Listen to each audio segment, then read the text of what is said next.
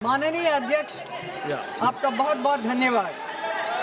आज मैं सदन में एक सांसद के रूप में नहीं बल्कि हमारे देश की करोड़ों महिलाओं की ओर से उनकी आवाज बनकर बोल रही हूँ। 30 seconds. 1 second, ma'am. Sorry. 30 seconds. Please conclude. சமூக நீதியின் பார்ப்பட்ட ஒரு அரசை நாங்கள் நடத்துகிறோம். ஆனால் ஒன்றிய அரசின் கொள்கைகளை தீவிரமாக பின்பற்றியதற்கு, தமிழ்நாடு உள்ளிட்ட தென் மாநிலங்களை வளர்ச்சியின் பாதையில் நடத்தியதற்கும், நெற்றி வேர்வை நிலத்தில் உழைத்து உங்களுக்கு வரி கட்டவரும் நீங்கள் எங்களுக்கு தருகிற பரிசு இதுதானா? இதன் மூலம் எமது வருங்கால தலைமுறைக்கு என்ன சொல்ல வருகிறீர்கள்? உயர பிறந்தால் உங்கள் சிறகுகள் வெட்டப்படும் என்று சொல்கிறீர்களா? உலகத்தோடு போட்டியிட துடித்தால் உங்கள் கனவுகள் உள்நாட்டிலேயே சிதைக்கப்படும் என்று சொல்கிறீர்களா?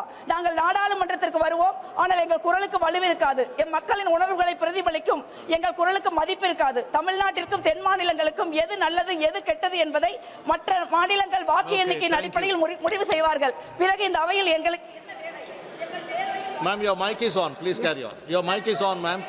Please carry on. अध्यक्ष जी, बहुत बहुत धन्यवाद। आज मैं इस संसद में वुमेन रिजर्वेशन बिल और अमेंडमेंट बिल के बारे में बोलने वाली हूँ। मैं सिर्फ एक सांसद के रूप में नहीं बल्कि इस देश की करोड़ों महिलाओं की आवाज़ बनकर बोल रही हूँ। आज का दिन देश के लिए बहुत ही महत्वपूर्ण और भावात्मक दिन है। नारी शक्ति अभिनंदन केवल एक बिल नहीं बल्कि उन तमाम महिलाओं का संघर्ष, हिम्मत और शक्ति का सम्मान है। सदियों से महिला अपने परिवार और अपने समाज को सशक्त करती रही बिना अपने पहचान की। आज ये बिल उन्हें सिर्फ एक रिप्रेजेंटेशन ही नहीं बल्कि उनकी आवाज़ उठाने के लिए भी एक मौका दे रही है। जब एक महिला आगे बढ़ती है तो वो सिर्फ अकेले नहीं, पूरा समाज को साथ में लेकर बढ़ती है। ये कदम आने वाले उन पीढ़ियों की बेटियों की हिम्मत, विश्वास दिलाना है कि वो भी निर्णय और भागीदार बन सकती है, अपने सपनों को साकार कर सकती है। ये आज का ये जो बिल जो है ये केवल एक कानून ही नहीं बल्कि नए युग का एक स्वागत कर रहे हैं, सम्मान, समानता और एम्पावरमेंट के युग का। मैं आज इस सदन में गर्व के साथ कह सकती हूं कि 2014 में हमारे प्रधानमंत्री नरेंद्र मोदी जी जब प्रधानमंत्री बने, महिला सम्मान और सशक्तिकरण सरकार की नीतियों का प्रमुख हिस्सा रहा है।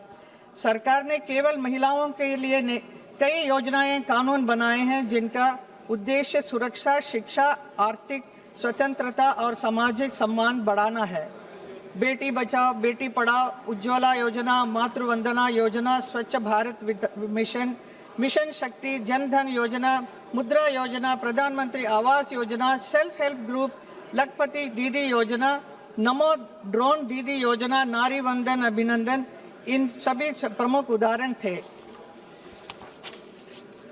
मैं कह सकती हूँ कि सरकार ने इस उद्देश्य के साथ उन्होंने किया कि योजनाएं लाना और कानून बनाना ही नहीं बल्कि उसके साकार भी किया है और परिवर्तन आज भी हम हर क्षेत्र में देख सकते हैं।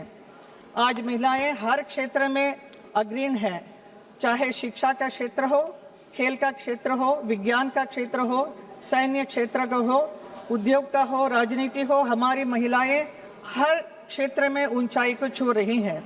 आज पृथ्वी से लेकर अंतरिक्ष तक कोई भी ऐसा स्थान नहीं है जहां महिलाएं नहीं पहुंची हैं। आज की महिलाएं हर जगह सफलता के झंडा गाड़ रही हैं।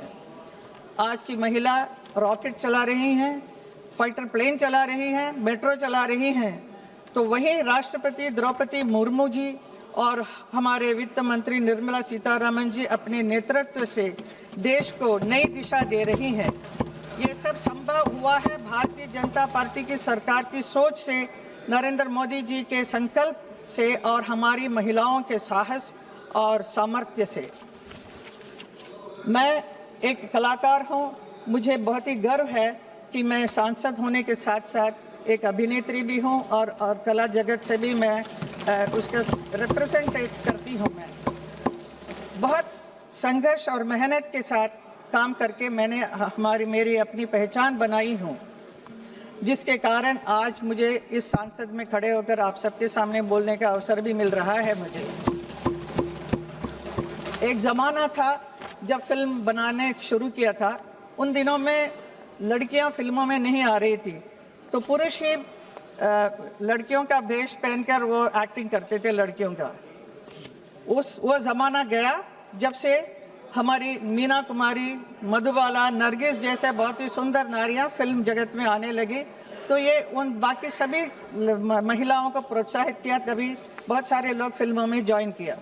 ऐसे ही संगीत जगत में भी हमारे देश का जो गौरव है, लता मंगेशकर जी और आशा भोंसले जी जैसे महान कलाकार बहुत ही संघर्ष करके बचपन से वो ऐसे एक स्थान को हासिल किया है, आज पूरा देश उनको नमन करता है। और उन्होंने भी बहुत संघर्ष किया, जिसकी वजह से संगीत जगत में भी आप देख सकते हैं बहुत सारी लड़कियां फिल्मों में गाना गा रही हैं। आज मैं बहुत हाल ही में आशा जी का निधन हुआ है, तो मैं उनको विनम्र श्रद्धांजलि अर्पित करना चाहती हूँ, आशा भोंसले जी का।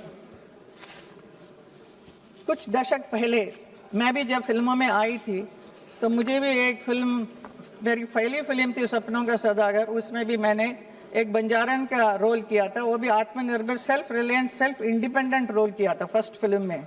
उसके बाद सीता और गीता, आप मालूम है गीता का रोल कैसा था, और ऑफ कोर्स बसंती का रोल शोले में, तो टांगे चलाकर वो अपना जीवन यापन करने लगी। ऐसे आत्मनिर्भर वाली कैरेक्टर्स बहुत किया मैंने, जिसकी वजह से हमारे ग्रामीण महिलाओं को भी बहुत ही प्रोत्साहित मिला, वो लोग भी बहुत आगे बढ़ने लगी। इसके अलावा मैंने पुलिस इंस्पेक्टर का भी रोल किया, उससे भी बहुत इफेक्ट हुआ है। और इसके अलावा मैं एक और चीज़ कहना चाहूँगी, हमारे क्लासिकल डांस इंस्टीट्यूट में बहुत बड़ा नाम है रुक्मिणी अरुंडेल का नाम, जिन्होंने चेन्नई में बहुत बड़ा एक कला क्षेत्र उन्होंने स्थापित किया। एक ज़माना था जहाँ पे मंदिरों में डांस किया करते थे सिर्फ देवदासी लोग, जो बाकी बड़े घर की लड़कियाँ डांस नहीं सीखते थे, उसे अच्छा नहीं माना जाता था। तो लेकिन रुक्मिणी अरुंडेल जी ने इतना प्रोत्साहित किया और आगे बढ़कर बहुत सारे लड़कियों को उन्होंने प्रोत्साहित करके स्टेज पर भी वो लोग आज भरतनाट्यम करते हैं, और एक रुक्मिणी देवी अरुंडेल ने प्रेरणा लेकर महिलाएं नृत्य के क्षेत्र में आगे आई। आज शास्त्रीय नृत्य कला को, डिवाइन आर्ट और नृत्यांगना को सम्मान की दृष्टि से समाज में देखा जाता है। माननीय अध्यक्ष, 73rd कॉन्स्टिट्यूशनल अमेंडमेंट और 74th कॉन्स्टिट्यूशनल अमेंडमेंट द्वारा महिलाओं के लिए कम से कम 33% आरक्षण अनिवार्य किया गया है। बाद में कई राज्यों ने इसे बढ़ाकर 50% कर दिया है। पहले स्थानीय शासन में महिलाओं की उपस्थिति बहुत कम थी, अब वो सरपंच, पार्षद और मेयर के रूप में सक्रिय हैं और बहुत बढ़िया काम कर रही हैं हर क्षेत्र में। इससे जल, शिक्षा, स्वास्थ्य, स्वच्छता जैसे मुद्दों को प्राथमिकता मिली जो सीधे आम जीवन से जुड़े हैं।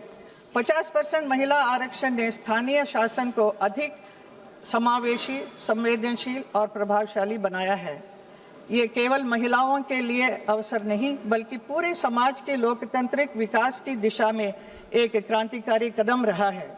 लेकिन संसद और विधानसभा में अभी भी महिलाओं का प्रतिनिधित्व बहुत कम है। संसद में 15% और विधानसभा में 10% से भी कम है। Madam, kindly conclude madam. कभी कभी ये पूरा करने के लिए नरेंद्र मोदी जी के नेतृत्व में सरकार ने 2023 में नारी शक्ति वंदन अधिनियम लाया और अब वो संविधान संशोधन लाया गया है ताकि संसद, विधानसभाओं में महिलाओं को 33% आरक्षण दिया जा सके। इसको लोकसभा की सीट भी बढ़ाई जा सकती है।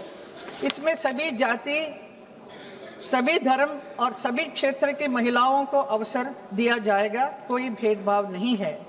ये बात मैं विपक्ष को जो मांग रहे हैं उनके लिए मैं कह रही हूँ। ये नरेंद्र मोदी जी की नरेंद्र मोदी जी ही ये संभव कर सकते हैं। उन्होंने अपने संकल्प से ये संभव किया है। मैं उन्हें बार बार नमन करती हूँ। Please conclude madam. मैं आज इस सदन में उन अनगिनत महिलाओं की ओर से कहना चाहती हूँ जिन्होंने कभी सांसद देखा भी नहीं है, लेकिन अपने घर और समाज के लिए हर दिन संघर्ष किया। जिनकी आवाज़ कभी इस सदन तक नहीं पहुंच पाई। ये बिल उनके लिए है, उनकी आशाओं के लिए है, उनके अधिकारों के लिए है। माननीय श्री ये बिल आनंद बेटी भदौड़िया के जी। लिए है, अपने गांव से निकलकर देश की सेवा करना चाहती हैं जो। ये विधेयक उस माँ के लिए है जो अपने बच्चों के बेहतर भविष्य का सपना देख रही है। ये बिल जो है उस हर महिला के लिए है जो अपनी पहचान सम्मान के लिए लड़ रही हैं। लेकिन मैं ये भी कहना चाहूँगी कि महिला सशक्तिकरण केवल कानून बनाने से नहीं होगा। हमें समाज की सोच बदलनी होगी। हमें बेटियों को बराबर अवसर देना होगा।